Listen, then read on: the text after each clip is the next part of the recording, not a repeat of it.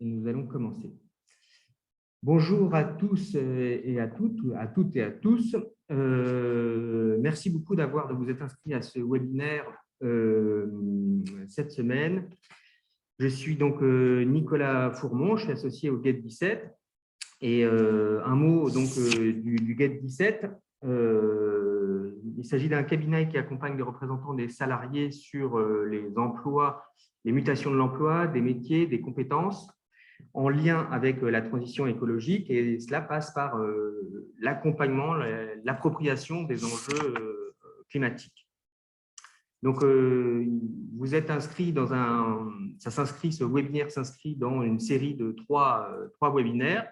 Le premier s'est tenu c'était en octobre, qui a traité finalement de la loi climat et résilience. Le 9 décembre, nous aurons un webinaire sur les leviers d'action mobilisables par les représentants du salarié. C'est assez classique, mais comment finalement activer les prérogatives environnementales, comment se mobiliser dans son CSE. Et cette semaine, nous allons travailler nous nous sommes posé la question, et avec nos intervenants, nous allons nous poser la question de l'efficacité du dialogue territorial.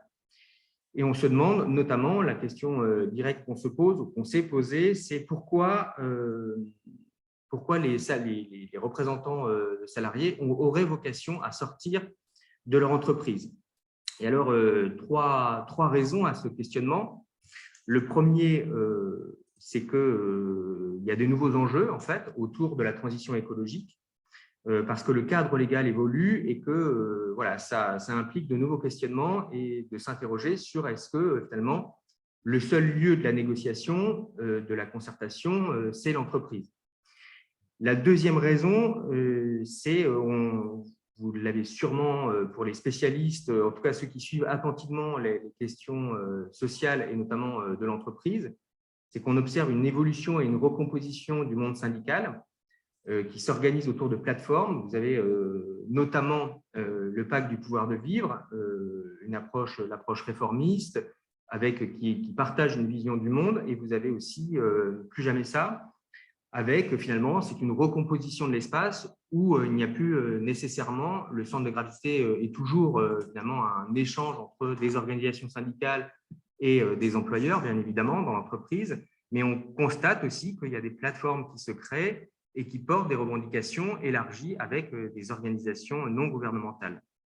Et enfin, la troisième raison de ces questionnements, c'est parce qu'on constate depuis au moins une trentaine d'années une décentralisation des prises de décision, une prise d'importance des collectivités territoriales dans le cadre de la transition écologique.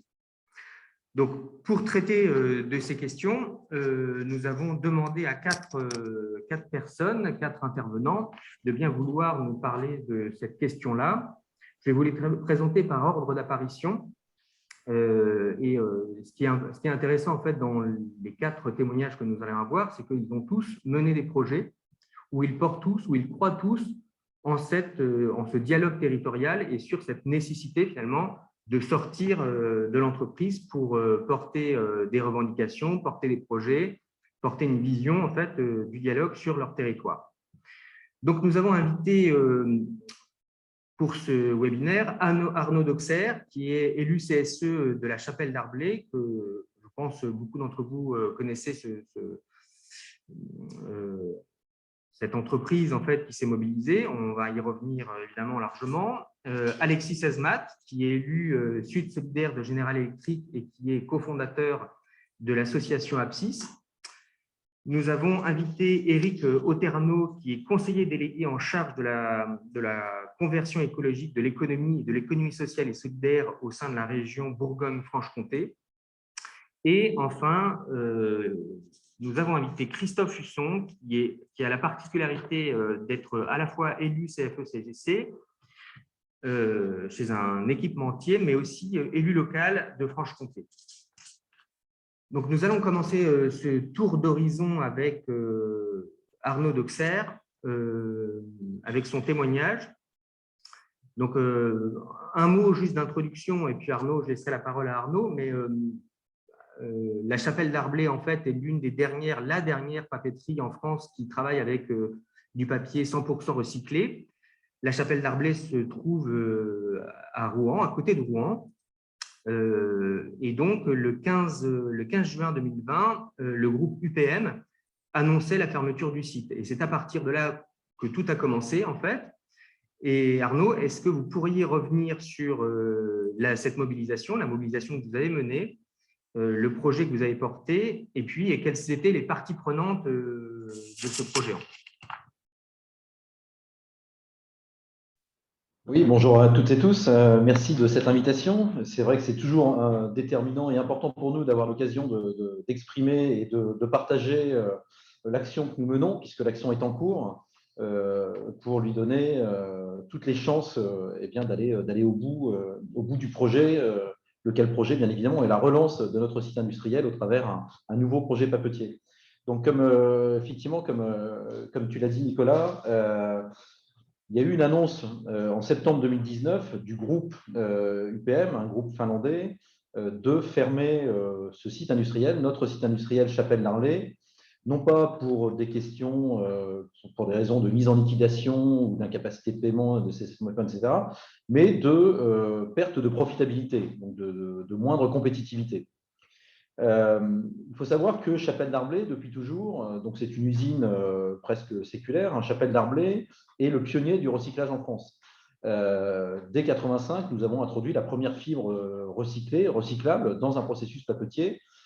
Puis nous avons basculé en 1999 au 100% recyclé, ce qui faisait de Chapelle d'Arblay la seule unité et la seule usine en France, et même quasiment en Europe, puisque avec les Allemands, on était un peu au coude à coude, à produire du papier journal 100% recyclé. Chapelle d'Arblay, c'est important de le souligner, Chapelle d'Arblay, c'est aussi un engagement auprès de collectivités locales, puisque notre source d'approvisionnement, dans la mesure où nous avions porté cette filière de recyclage, eh bien, se faisait auprès des collectivités locales. C'est-à-dire qu'au plus fort, en juin 2015, avant la fermeture d'une première machine, eh bien, nous recyclions les papiers de 28 millions d'habitants trieurs. Nous travaillons avant la réforme Pacte, nous travaillons auprès de 380 EPCI à compétence traitement valorisation. Donc, c'est-à-dire que Chapelle d'Arblay est un acteur majeur du recyclage en France et en faisant ça, quelque part, se draper d'un rôle sociétal au-delà d'un rôle industriel simple. On était vraiment un acteur structurant d'une filière. Donc, dès l'annonce, pour revenir à la question, dès l'annonce de cette fermeture, et fort, quelque part, de cette expérience auprès des collectivités locales et des réseaux institutionnels, eh bien, nous avons décidé, avec la CGT, qui est le syndicat majoritaire et unique historique sur ce site, puisque Chapelle d'Arblay est une longue histoire syndicale et d'engagement en faveur de l'industrie, eh bien, nous avons décidé de réunir l'ensemble des acteurs de la filière. Les éco-organismes, les associations de maires de France, les associations de collectivités à compétences traitement-valorisation, les politiques à l'époque en charge de la loi sur l'économie circulaire, donc la députée qui était rapporteure, nous l'avions invitée, le syndicat professionnel, et c'est ça qui était assez étonnant, le syndicat professionnel Copacel de notre fédération papetière, et bien évidemment les députés locaux, les élus locaux, de manière à réfléchir, suite à cette annonce, sur ce qu'il était nécessaire de faire et sur le rôle qu'avait à l'époque Chapelle d'Arblay dans cette filière. À l'issue de ça, nous avons décidé de nous orienter, donc de démontrer que Chapelle d'Arblay devait rester un acteur de cette filière, un acteur puisque Chapelle d'Arblay, encore une fois, valorisait le tri, lorsque nous avons arrêté l'usine, de 23 millions d'habitants trieurs après la fermeture de la précédente machine. Donc, fort de ce constat, on a dit qu'il fallait absolument s'interroger sur l'outil industriel. De quoi cet outil serait-il capable si on devait porter un nouveau projet? Donc, les applications papetières. Donc là, nous avons travaillé avec des spécialistes, le Centre technique du papier, donc des spécialistes qui faisaient autorité. Le but étant de ne pas se faire taxer de partisanisme, enfin d'esprit partisan, et de faire appel à des spécialistes qui nous seraient acquis. Donc, côté papetier, on a eu une autorité qui nous a dit, oui, bien évidemment, on peut trouver des applications sur l'emballage, sur l'isolation, y compris sur le papier d'ailleurs, hein, le papier graphique, mais surtout tout le panel d'applications papetières, puisqu'une machine à papier, certes, si elle est prévue pour faire du papier journal ou autre, peut aussi être reconvertie pour faire autre chose. Une fois que nous avons validé ces orientations techniques, nous avons diligenté une étude économique, cette fois-ci, une étude de marché, pour valider quels seraient les marchés qu'il serait possible de porter sur la base des orientations que nous avions définies en amont. Et là encore, c'était avant la crise Covid, eh bien, nous avions identifié que, notamment dans l'emballage, c'était avant l'explosion du e-commerce, hein, eh bien, que l'emballage était quelque chose de très porteur, tout comme la production de papier pré-traité à destination de matériaux de construction pour l'isolation. Et bien évidemment, sans délaisser tout autant la production graphique, hein, puisque, on le voit encore aujourd'hui malheureusement, il y a une pénurie, une raréfaction que nous disons organisée dans la production de papier graphique, ce qui pénalise d'ailleurs les imprimeurs et les groupes de presse aujourd'hui. Donc, fort de tout ça, de ces études et de cette conviction partagée et démontrée, eh bien, nous sommes cette fois-ci, nous avons repris notre bâton de pèlerin et là, nous sommes allés effectivement alerter et interpeller les politiques, le gouvernement, bien évidemment. Donc, nous avons identifié quels étaient les acteurs qui étaient en charge de cette animation économique. Alors, ce qui est Alors, intéressant, je ne sais pas, parce que là, je continue. Ouais. Excusez-moi, il y a un petit décalage entre Arnaud et moi, c'est pour ça que des fois, je pense que voilà.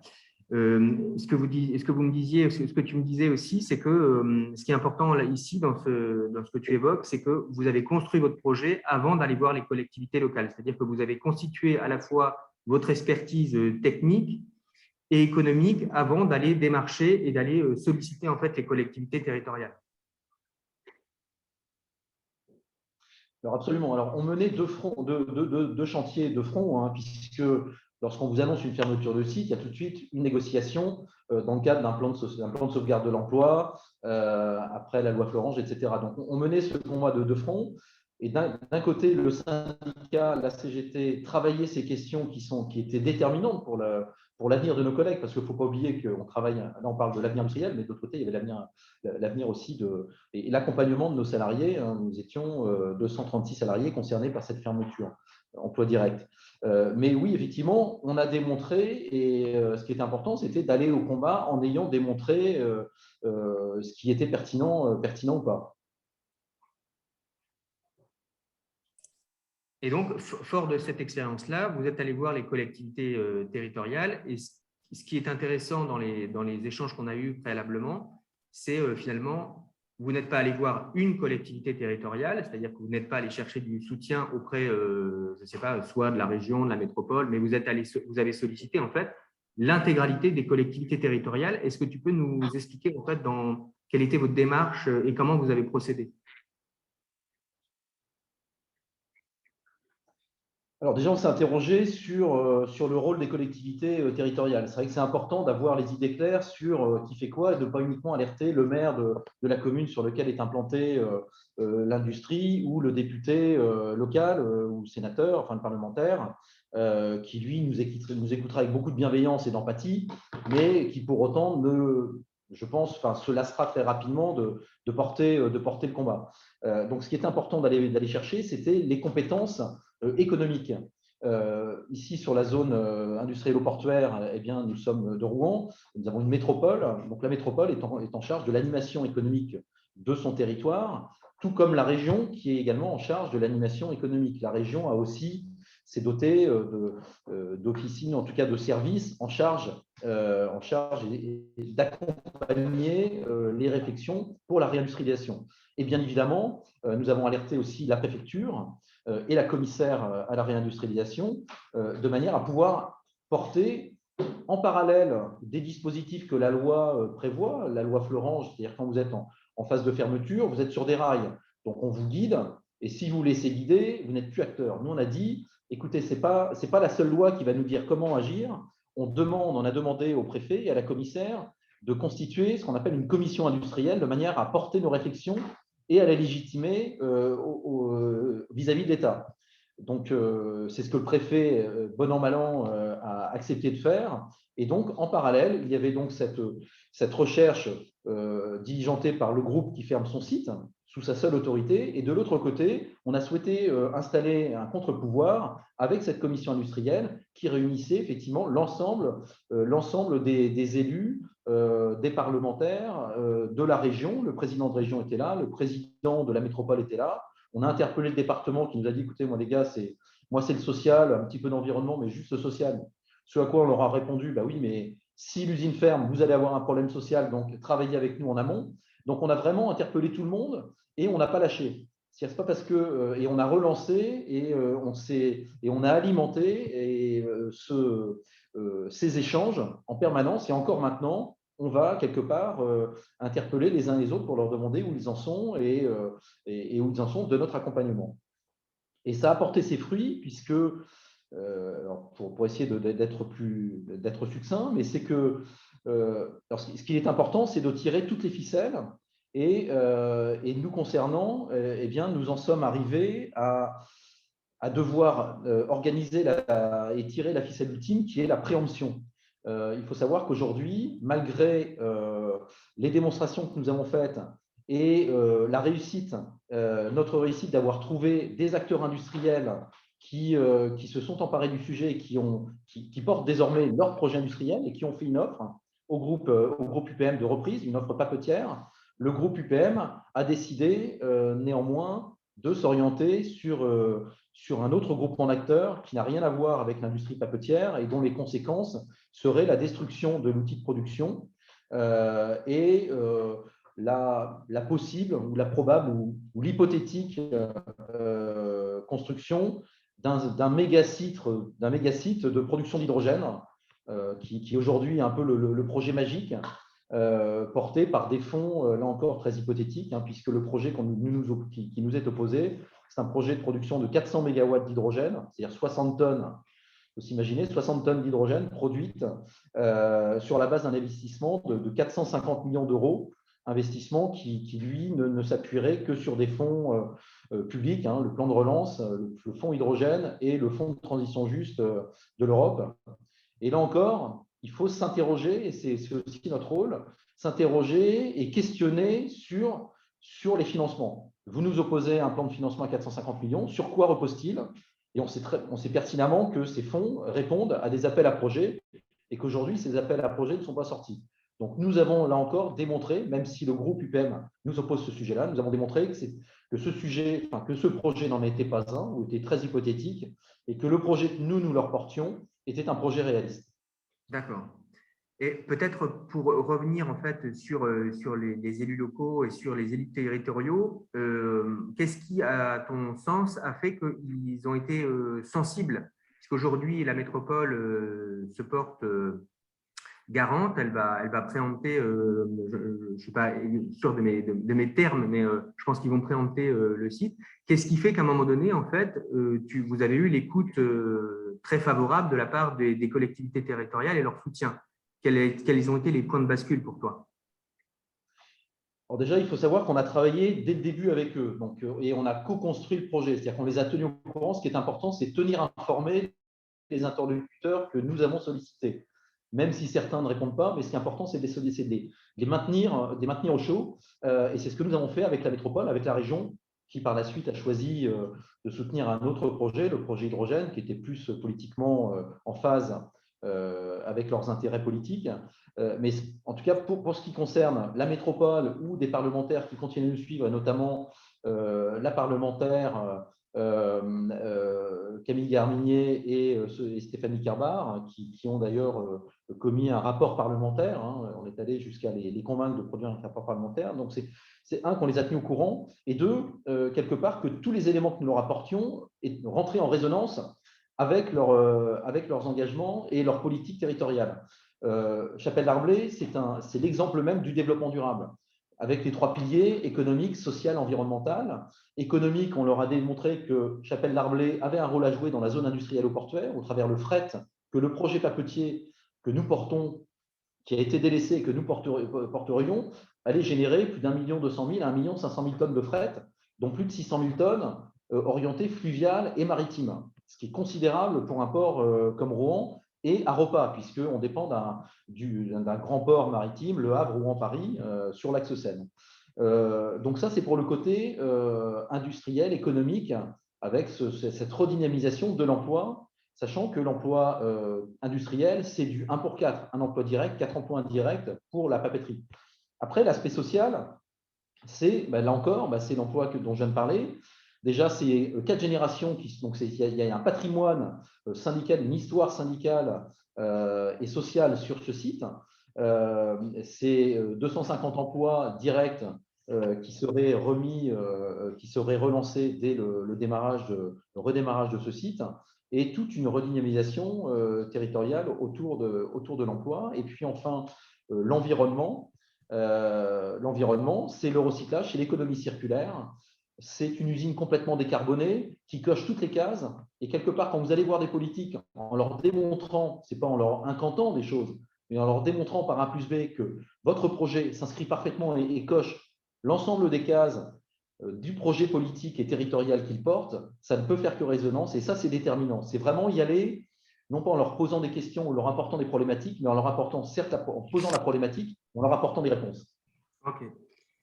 Merci beaucoup Arnaud. Alors moi, ce que je retiens en fait de votre expérience qui a été assez fulgurante, puisque finalement l'annonce de la fermeture est assez récente et aujourd'hui le dossier est quand même bien engagé. Ce que je retiens, c'est finalement que vous avez construit votre projet en amont, ce qui est vous n'avez pas sollicité finalement la collectivité comme ça à vide en demandant du soutien, mais vous aviez construit un projet mûrement étayé, que ce projet a été quand même porté.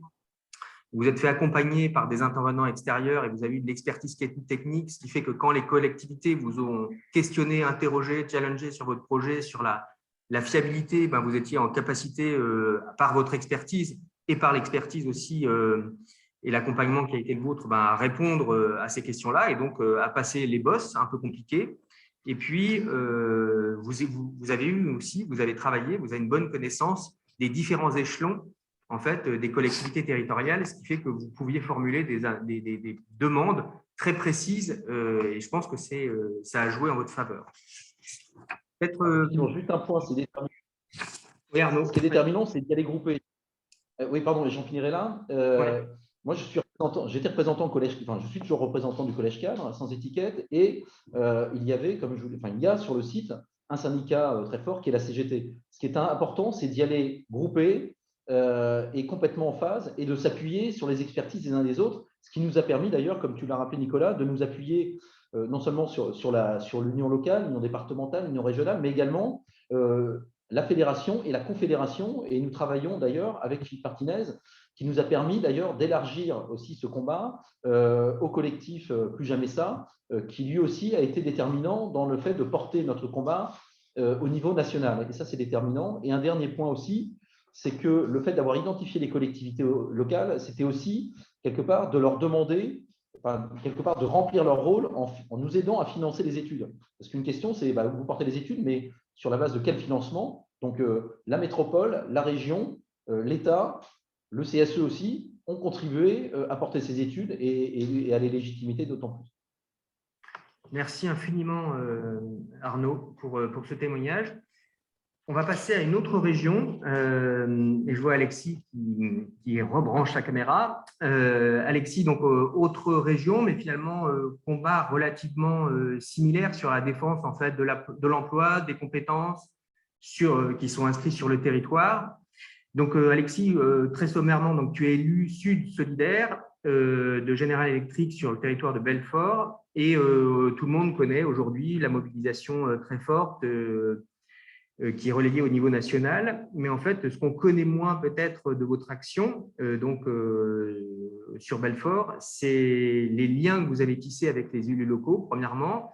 Et puis aussi, ce qui a été moins médiatisé, c'est l'association Apsis, dont j'aimerais que tu nous parles, puisqu'en fait, il y a le combat immédiat, et puis après, vous êtes en train de préparer l'avenir, ce qui est, quand j'ai préparé cela, c'est quand même assez remarquable et exemplaire de construire ce type de projet. Donc voilà, très sommairement, est-ce que tu peux nous rappeler, en fait, reposer en fait General Electric très sommairement, les enjeux qu'il y a sur le territoire, et puis nous parler aussi d'Apsis, pardon. Oui, alors merci de de nous donner la parole. Bonjour à toutes et à tous. Il nous semble important, et je vais rejoindre Arnaud dans un certain nombre de ses propos, il est important de montrer que l'action syndicale n'est pas toujours celle qu'on veut bien montrer dans les médias et qu'il y a un champ des possibles qui est activable. Alors, pour raconter notre histoire, je vais un peu remonter dans le temps, même si je ne vais pas m'étendre là-dessus, le rachat de la branche énergie d'Alstom en 2014 par General Electric. À l'époque, ça avait suscité beaucoup d'émoi. Et pour apaiser un peu cette émotion collective, General Electric avait usé de beaucoup de communication pour nous rassurer, pour rassurer les collectivités territoriales, les politiques, les citoyens, et nous dire que General Electric, finalement, était une entreprise vertueuse qui allait investir dans le développement de l'industrie française. On s'est rendu compte au fur et à mesure qu'il y avait un gap, une grosse différence entre le discours et les actes. Malgré des communications incessantes d'investissement, de création d'emplois, on se rendait compte qu'au fur et à mesure, il y avait une érosion de l'activité et une délocalisation de l'activité à l'extérieur de la France. Donc, dès qu'on a eu ces déclics-là, on n'a pas attendu les plans de restructuration, les licenciements pour alerter. Le problème du politique, c'est qu'il réagit. Il n'agit pas, il réagit souvent. Et alors, Arnaud nous a démontré l'inverse, on est capable de réorienter l'histoire, mais ce qu'on ne voulait pas, c'est qu'on vienne pleurer sur une situation sur laquelle on aurait pu anticiper, une situation qu'on aurait pu anticiper. Donc, dès 2017, nous sommes allés voir nos politiques, les collectivités locales. On a commencé par le maire de Belfort, ensuite la présidente de région, nos élus régionaux, les différents parlementaires, pour alerter sur la différence de discours entre ce qu'annonçait General Electric et ce qui était réellement fait. Avec le risque qui pesait d'une fermeture de sites et ou de suppression d'emplois, et donc la perte de compétences qui nous paraissait clé. Mais ayant dit ça, qu'est-ce qu'on fait? La question, c'est on anticipe, on veut anticiper au maximum des crises sociales, mais qu'est-ce qu'on fait? Donc, assez tôt, on a attiré l'attention de nos politiques sur la possibilité et sur la nécessité, finalement, de diversifier notre activité, de ne pas se centrer sur l'activité énergie, qui est un des cœurs de métier à Belfort, et de susciter une réflexion. Donc, au début, on n'a pas eu d'éléments factuels, d'éléments constructifs à leur apporter. Rapidement, on leur a dit nos métiers de fabrication de turbines est très similaire au métier de l'aéronautique, des constructeurs de moteurs d'avion. Ça tombe bien, il y a un gros boom. Les fabricants de moteurs d'avion ont un gros besoin de fabrication de pièces. Nous pouvons suppléer à ce besoin-là. Donc, au fur et à mesure, on a eu un discours technico-économique, qui tenait la route. Et donc, on a acquis une certaine légitimité auprès de nos interlocuteurs politiques qui ont commencé à nous écouter et à étayer le propos et à faire l'intermédiaire entre nous, syndicalistes, représentants du personnel General Electric, et les acteurs de l'aéronautique. Est arrivé ce qu'on avait pressenti, malheureusement, un plan de restructuration avec la suppression de 1000 emplois à Belfort. Alors, petite parenthèse, Belfort, c'est une ville de 50 000 habitants. General Electric, au moment du rachat en 2014-2015, comptait 5000 salariés. Vous vous rendez bien compte que 1000 emplois, c'est énorme. Arnaud l'a rappelé tout à l'heure. Un emploi industriel, à Belfort, en tout cas, c'est entre 4 et 5 emplois indirects. Donc, un impact très grave qui aurait pu être dramatique pour Belfort et qu'il fallait anticiper. Donc là, on avait, du fait du travail qu'on avait fait 2 ans auparavant, on avait acquis cette légitimité auprès de nos interlocuteurs politiques qui, du coup, nous ont suivis dans la lutte contre le plan de licenciement. Nous ont écoutés, nous ont suivis, ont appuyé notre argumentaire. L'argumentaire que nous portions contre le plan de licenciement était de dire General Electric utilise des arguments économiques qui s'avèrent être faux. Les arguments économiques étant de dire le marché baisse, vous comprenez bien, donc si le marché baisse, il faut bien restructurer nos équipements productifs. Ce qui n'était pas vrai. Ce que réalise General Electric est plus une délocalisation qu'une adaptation de son outil productif au marché. Donc là, on a eu un soutien de vraiment l'ensemble des politiques jusqu'à Bruno Le Maire, qui est intervenu en arbitre en 2019, à la fin de 3 mois, de près de 4 mois de bras de fer, et qui a dû arbitrer un accord de sortie de crise. Et dans cet accord de sortie de crise, on a pu sauver 300 emplois sur les 1000 suppressions annoncées. Et le plus important pour nous était l'ancrage d'un projet industriel. La limitation du nombre de suppressions d'emplois étant un moyen pour abonder dans un projet industriel qui permettrait d'assurer une continuité d'activité à Belfort. Et ça tombe bien, on est en pleine crise écologique, on parle de transition énergétique, nous sommes des acteurs de l'énergie. Moi, je suis persuadé que la transition énergétique ne se fera pas sans une industrie solide. Et nous avons tous les éléments ici à Belfort pour construire cette industrie solide. Donc, on a essayé d'un côté de solidifier l'activité au sein de General Electric, même si on se rendait compte qu'il allait être difficile d'assurer vraiment cette pérennité d'activité au sein d'un acteur industriel qui finalement est piloté par les États-Unis, qui est piloté à l'extérieur de la France. Donc, on s'est rapidement rendu compte que résister à l'intérieur de l'entreprise n'était pas suffisante et qu'il nous fallait construire à l'extérieur de General Electric de nouveaux acteurs économiques. Et on s'est heurté un petit peu au problème de notre casquette syndicale. Quand on va dialoguer avec des élus, avoir une casquette syndicale General Electric, ça passe quand on veut défendre nos emplois. Mais quand on va frapper à la porte d'industriels, d'autres acteurs de l'énergie pour faire valoir nos savoir-faire et les inciter à venir s'installer à Belfort, à développer des solutions énergétiques à Belfort, là, on nous colle l'étiquette, encore une fois, de syndicaliste General Electric, et finalement, ça nous ferme des portes. D'où nous est venue l'idée de créer une association, APSIS. Nicolas l'a introduite tout à l'heure. Donc, APSIS est un acronyme comme Association de préfiguration de sociétés d'intégration et d'ingénierie système. Donc, l'intégration et l'ingénierie système, c'est un des cœurs de métier que nous avons à Belfort. Et pour être rapide, c'est le métier d'intégration est celui de constructeur de centrales électriques. Nous fabriquons des turbines, mais nous ne vendons pas des turbines, nous vendons des centrales électriques. Une centrale électrique et l'intégration, certes, des turbines fabriquées à Belfort, mais également de tout un tas d'équipements, des pompes, des vannes, des tuyaux, des câbles électriques, du contrôle-commande, et l'intégration doit nous donner un produit cohérent. C'est un métier qui est, à mon sens, assez unique et qui est français. C'est un savoir-faire qui n'est pas allemand, qui n'est pas suisse, qui n'est pas américain, qui est un petit peu coréen, mais c'est vraiment un savoir-faire qui nous est propre et qu'il nous fallait vraiment défendre. Donc, à travers cette association-là, nous avons pu fédérer les représentants du personnel que nous sommes dans un premier temps, des représentants de la région à travers l'AER, l'Agence économique régionale, et des acteurs économiques locaux, des petits chefs d'entreprise auxquels on a adjoint un expert en innovation. Donc, ça fait un peu plus d'1 an qu'on turbine sur des axes de diversification. Qu'est-ce qui peut nous permettre d'ancrer ces savoir-faire d'intégration et qui s'inscrit également dans la transition énergétique.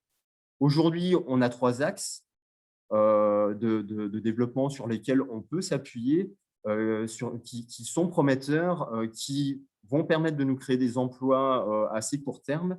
Je ne sais pas si j'ai le temps de rentrer dans ces 3 axes-là. Pas beaucoup. Pas vraiment. Juste pour terminer mon propos, ce que je voulais dire, parce que la question qui nous est posée, c'est pourquoi les représentants des salariés ont la vocation de sortir de l'entreprise. Je dirais parce que nous sommes les seuls, finalement, à pouvoir sortir de l'entreprise. Les seules personnes extérieures qui peuvent rentrer dans une entreprise, ce sont les policiers et les pompiers quand il y a un accident. Le politique ne sait pas ce qui se passe dans une entreprise.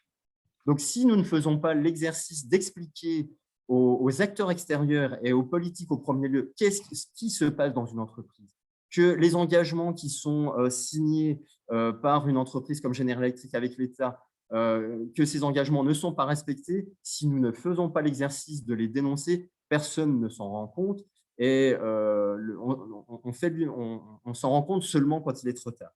Hmm. Ce que je retiens dans votre témoignage, c'est que, encore une fois, enfin, vous avez acquis une expertise et vous la faites valoir. Et c'est ce qui intéresse en fait les collectivités territoriales. Aujourd'hui, vous êtes un acteur incontournable sur les questions industrielles.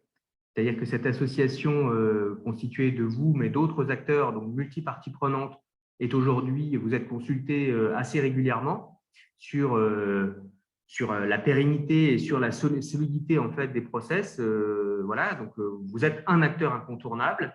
Et puis, ce que je note aussi, c'est que vous inscrivez votre action dans la durée, c'est-à-dire pour maintenir les compétences, les emplois, les métiers sur le territoire.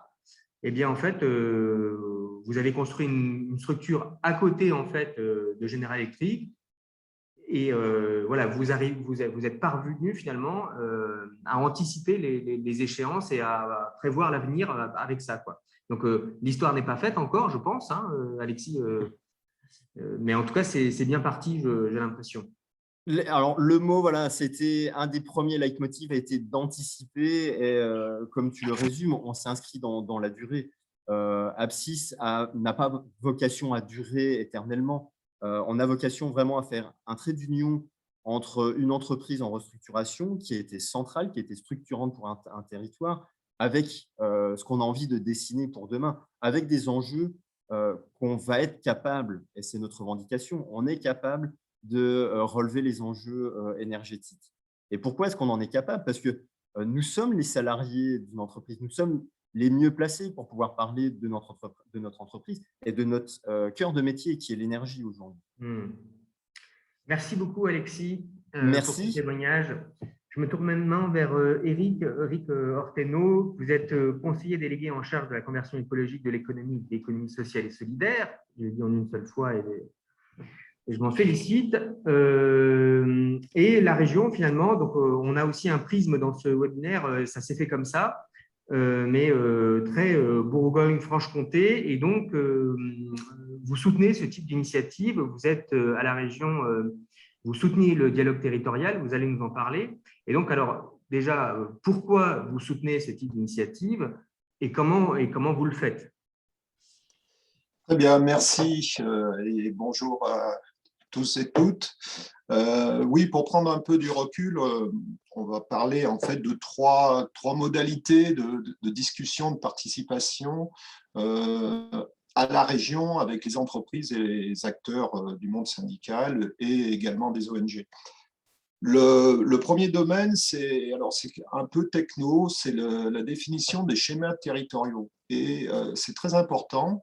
C'est des schémas qui définissent l'aménagement du territoire et également notre schéma de développement économique, industriel. Il y a un schéma qui s'appelle le SRDE2I, où vous retrouvez économie, innovation et internationalisation. Et également le schéma territorial qui s'appelle le SRADET. C'est important d'y participer, puisque nous, on fait des consultations ouvertes pour réécrire de manière périodique ces schémas, et on fait participer, bien évidemment, toutes les organisations, parce que ça ne peut pas être écrit dans des alcôves d'une manière totalement fermée. C'est important d'y participer, parce que ces schémas peuvent être opposables juridiquement à ce qui pourrait être entrepris localement, par exemple des atteintes à l'environnement et des choses comme ça. Donc, c'est important de s'y intéresser. Alors, la deuxième partie, elle est plus connue et effectivement, on a eu des cas, c'est sur les aides aux entreprises.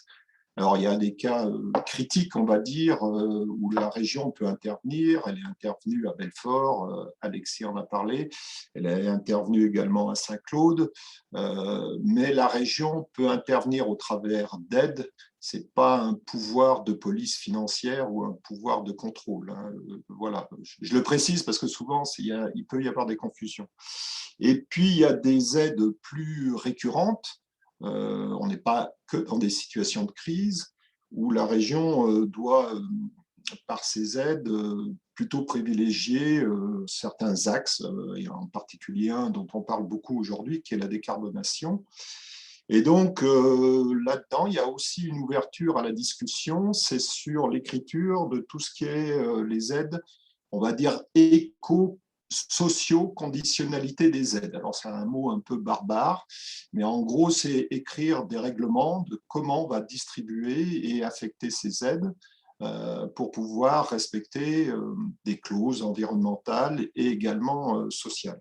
Je fais juste une petite remarque, la région Bourgogne-Franche-Comté, c'est la première qui a commencé à écrire ces règlements et on va ouvrir la deuxième session de révision de ces règlements. Et puis, la troisième chose, elle est des fois un petit peu plus difficile à percevoir, c'est que la région, elle est une puissance coordinatrice sur des sujets qui peuvent être environnementaux, on en a parlé, également liés à l'eau et aux mobilités. Je vais prendre un exemple, une entreprise qui veut se développer mais qui est basée dans un centre-ville va devoir, on va dire, sortir du centre-ville et se mettre en périphérie. Et on a souvent des scénarios, si vous ne nous aidez pas, on part plus loin ou on délocalise. Donc forcément, il y a quand même des discussions à avoir et de manière plus ouverte que seulement avec le chef d'entreprise. Et dans des scénarios où ça se passe bien, il y a aussi des sujets de mobilité où la région intervient, c'est-à-dire que l'entreprise peut être en périphérie, mais il y a des problèmes aujourd'hui avec l'artificialisation des sols, de réduction de parking, donc de mobilité douce. Comment on organise ces mobilités? Est-ce que l'entreprise va travailler en 2-8? Comment les salariés peuvent accéder facilement à leur future entreprise? Voilà, ça c'est des sujets qui sont ouverts. Et effectivement, on ne discute pas seulement qu'avec les chefs d'entreprise, mais aussi avec les usagers, puisque là, je vais parler d'usagers pour les transports. Et bien évidemment, c'est les salariés. Et puis un dernier point, Alexis en a parlé, moi je parle des... Parce que la région et les politiques ne peuvent pas être dans les entreprises. Et effectivement, il faut être attentif à ce que j'appelle les disparitions silencieuses. C'est-à-dire qu'on a parlé de la Chapelle d'Arblay et de General Electric, où là, ça a été fortement médiatisé, mais il y a des disparitions silencieuses, par exemple, dans l'automobile, où Stellantis à Sochaux a délocalisé son centre d'études au Maroc, et également l'électrification massive fait des disparitions d'emplois que j'appelle silencieuses chez tous les équipementiers, et ça, il faut y être attentif.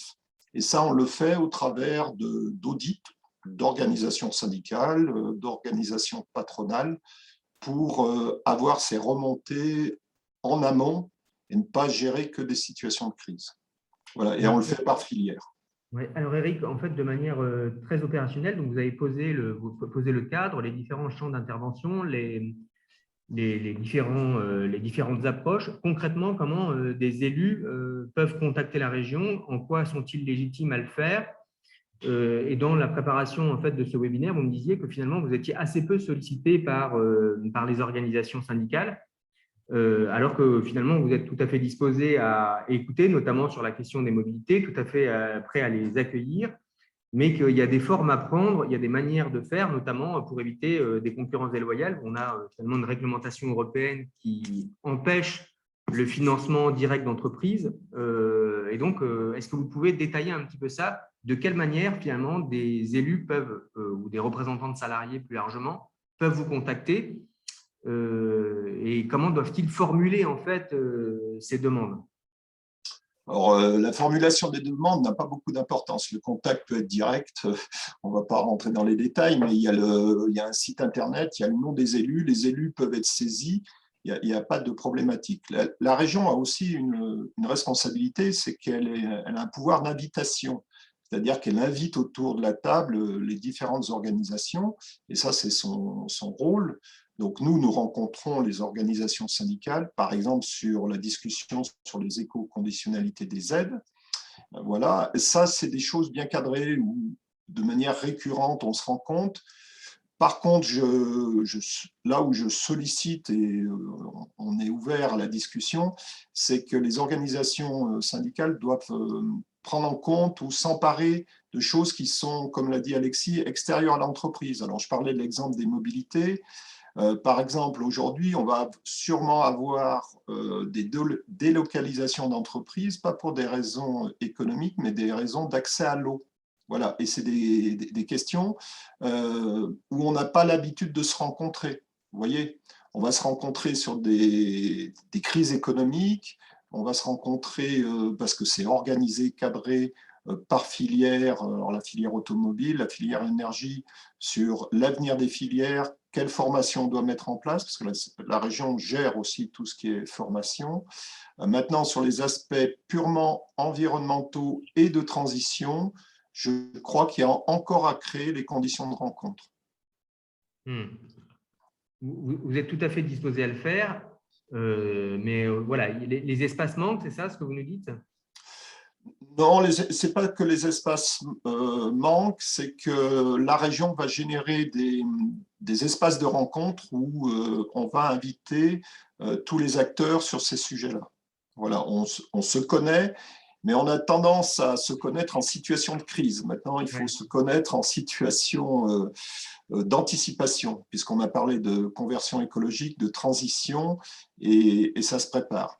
Et ça, c'est vous avez dit, les organisations peuvent saisir les élus, mais c'est aussi de la responsabilité de la région et des élus d'inviter.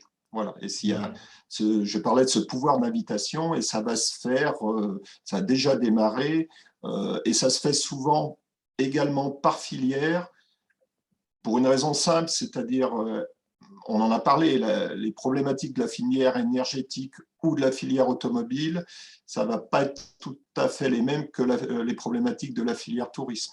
Vous voyez, donc on est obligé d'agir par filière. Ok, merci beaucoup, Monsieur Orfeno, pour ce témoignage. On va passer maintenant, si vous voulez bien, au témoignage de Christophe Husson, qui a la particularité, et vous allez voir, ça a son importance. En fait, il est à la fois élu CFE-CGC et à la fois élu local de Franche-Comté. Et donc, vous êtes en charge au sein de la CFE-CGC de porter un projet de RSE au niveau du territoire. Et donc, vous êtes en train de travailler notamment avec une université afin de créer un observatoire de la RSE territoriale. Donc, sans plus de transition, est-ce que vous pouvez nous parler de ce projet et de pourquoi cette initiative et votre trajectoire personnelle explique pas mal en fait la raison d'être de ce projet? Merci beaucoup, Nicolas. Alors, en quelques mots pour me présenter, d'abord un engagement syndical en tant qu'élu CFE-CGC au sein de Faurecia Clean Mobility et plus particulièrement également référent RSE, responsabilité sociale des entreprises au sein du territoire Bourgogne-Franche-Comté. Mais j'ai également un engagement d'élu local en Franche-Comté en tant qu'animateur de la commission développement durable au sein de ma commune de Berche, dont j'ai porté l'idée au sein du conseil, et puis animateur de la commission économie de la connaissance et créativité au sein du comité de développement de Pays de Montbéliard Agglomération. Et dans les présentations, un petit clin d'œil à Alexis pour lui dire que je suis également adhérent d'Apsis. Le lien souvent entre engagement syndical et élu peut être varié. Un exemple aujourd'hui,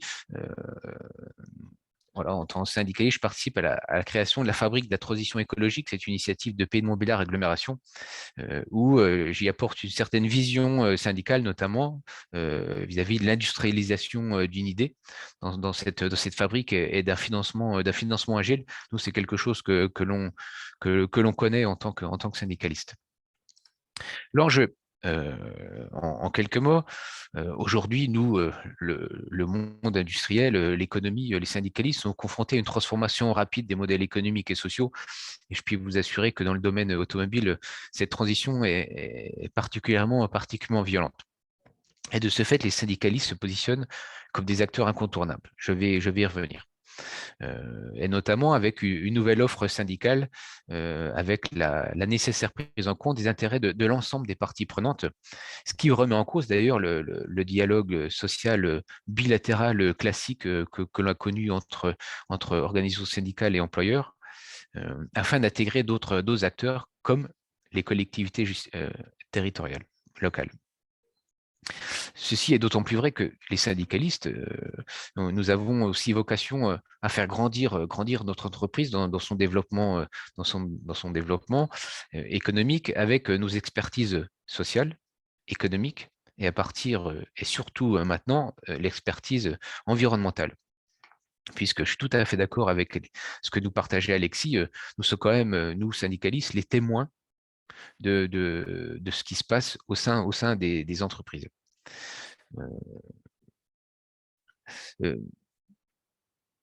Alors aujourd'hui, les syndicats doivent arbitrer entre la défense classique des salariés et les interventions proactives dans un écosystème local territorial.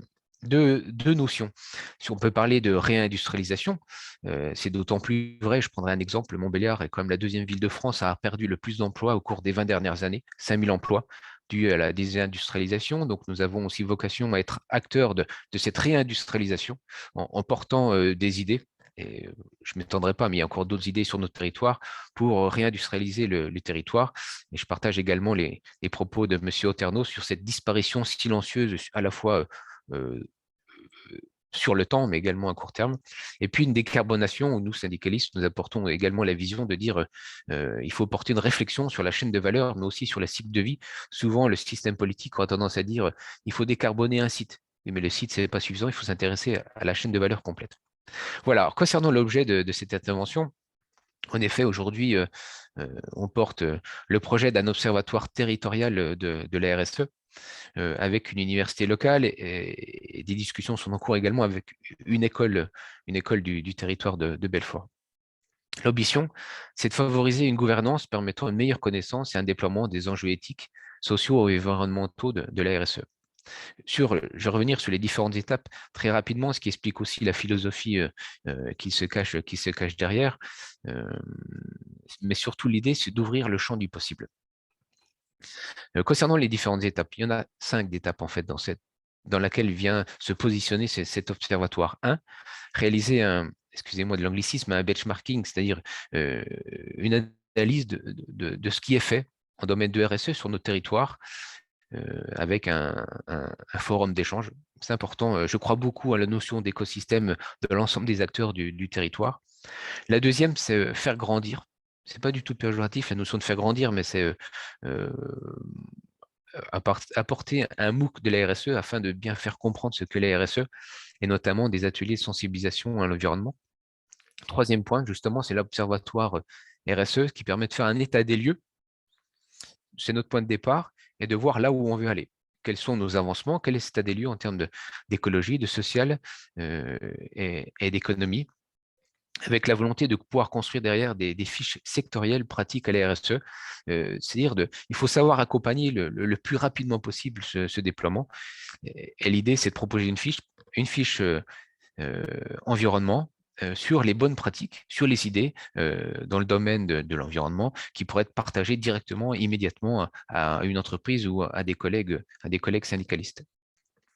Et puis, il est important aussi de valoriser avec la mise en place de trophées RSE qui permettraient de valoriser les différentes initiatives du territoire. Faire, c'est bien, mais valoriser pour donner du sens, c'est également important. Deuxième initiative, c'est la mise en place d'un indicateur au sein des entreprises, avec comme périmètre le volet, encore une fois, économique, par exemple la gestion durable des ressources, sociale, avec par exemple le télétravail, et puis environnemental, par exemple, avec la volonté de la baisse des émissions des gaz à effet de serre c'est aussi, puisque c'est à l'ordre du jour, les accords de mobilité durable que nous négocions aujourd'hui. Je prenais juste une petite parenthèse, si vous me permettez, sur le rôle entre le monde politique et syndical. Suite au Covid, on a été consulté par l'ADU, l'Agence des développements et d'urbanisme de Pays de Montbéliard Agglomération, afin de pouvoir les accompagner justement sur le phénomène télétravail dans les entreprises. Nous avons fait un sondage, nous pouvions dire les salariés, nous pouvions expliquer d'où venaient les salariés, quelle distance ils faisaient, combien de jours, quel impact sur l'économie, quel impact sur les services. Donc là, on a été vraiment acteurs sur la prise de conscience de ce qu'est le télétravail, avec un retour d'expérience, mais aussi un état des lieux. Et donc, pour en revenir à cet indicateur, excusez-moi, c'est de pouvoir, c'est un peu dans l'esprit, on l'a construit comme l'indicateur égalité homme-femme qui est obligatoire dans les entreprises. Cet indicateur, ce serait publié, cet index RSE, afin, encore une fois, de bien comprendre et de pouvoir accompagner au mieux les entreprises qui ne seraient pas à la hauteur des attendus, notamment en termes environnementaux. Peut-être pour résumer, Christophe, en fait, l'objectif, c'est de travailler par secteur, d'identifier les bonnes pratiques par secteur, c'est d'accompagner, de co-construire ce projet avec des acteurs, notamment d'aller chercher des compétences extérieures avec le milieu universitaire, avec une école de commerce, pour essayer de construire en fait cet objet. Vous ne portez pas seul cet objet. Et en fait, pour l'instant, dans l'échange, en fait, vous n'évoquez pas les collectivités territoriales parce qu'en fait, dans le projet, elles arrivent en second temps, une fois que, et c'est ça qui m'a intéressé aussi, en parallèle de La Chapelle d'Arblay ou de General Electric et d'Apsys, c'est qu'en fait, vous construisez votre projet avant finalement d'aller solliciter. C'est-à-dire que là, aujourd'hui, vous construisez l'objet. Et dans un second temps, en fait, vous serez amené à partager et demander éventuellement un soutien, si besoin en est, pour faire caisse de résonance, pour aller chercher des financements, enfin bref, mais ça me semblait important en fait que vous le précisiez. Oui, tout à fait. J'ai oublié de préciser, mais la volonté, c'est aussi de pouvoir construire un projet que l'on pourrait porter devant le monde politique, que ce soit l'agglomération, enfin le monde politique ou les élus, pardon, que ce soit l'agglomération ou la région. C'est cet état des lieux de dire il y a des manquements peut-être en termes d'environnement, d'économie, voilà ce que l'on propose, voilà ce que l'on peut construire. Mais c'est pas, si vous me permettez l'expression, ce n'est pas de rencontrer nos élus avec les mains dans les poches, c'est vraiment avoir un dossier solide au préalable. Merci beaucoup, Christophe. En fait, il est 9h59, donc ça va juste me laisser le mot de la fin pour conclure cette dernière minute. Je voulais vous remercier tous les quatre pour avoir témoigné de ça. De manière très synthétique, en fait, l'objectif de ce webinaire, c'était de dire aux organisations syndicales que vous avez toute la légitimité en fait d'engager, non seulement la légitimité, mais je dirais pas le devoir, mais en tout cas, j'espère qu'on a montré l'intérêt en fait de sortir de l'entreprise, de faire la démonstration par l'exemple que ça c'est possible et que la transition écologique est quand même une porte ouverte, un élément nouveau qui vient un petit peu vous encourager, nous encourager à sortir de l'entreprise. Voilà, je vous remercie pour avoir suivi ce webinaire. Je vous donne rendez-vous, Get17 vous donne rendez-vous pour le prochain webinaire qui aura lieu le 9 décembre, qui traitera entreprise et environnement, quels sont les leviers d'action des représentants du personnel. Un grand merci et portez-vous bien. Bonne journée à tous. Merci, au revoir à tous. Au revoir. Merci bien. Merci, au revoir. Au revoir.